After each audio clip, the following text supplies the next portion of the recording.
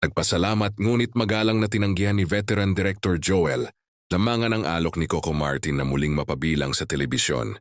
Ayon kay Lamangan, nais muna niyang tutukan ang kanyang pagbabalik sa pagdidirect ng mga pelikula.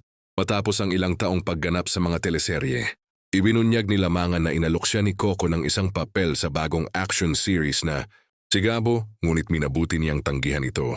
Aniya, panahon na upang makabalik siya sa paggawa ng mga pelikulang matagal niyang naisantabi. Ayon pa sa batikang direktor, 3 taon siyang naging bahagi ng naunang serye ni Coco Martin.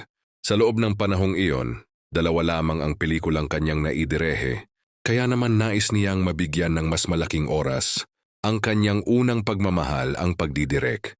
Sa kabila ng pagtanggi sa alok, hindi itinago ni Lamangan ang kanyang pasasalamat kay Coco. Aniya, malaki ang naitulong ng aktor-direktor sa kanyang acting career at marami rin siyang natutunan sa paraan ng pamamahala nito sa isang malaking production. Pinuri rin ni Lamangan ang dedikasyon at estilo ni Coco sa paggawa ng mga proyekto.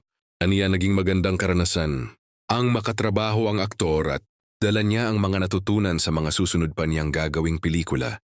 Samantala, mapapanood si Joel Lamangan sa pelikulang Hello, Mr. Chen na produce ng ANS Production. Bagamat pansamantalang lumalayo muna siya sa telebisyon, tiniyak ng batikang direktor na patuloy pa rin siyang magbibigay ng dekalidad ng mga proyekto para sa mga manonood sa pamamagitan ng pelikula.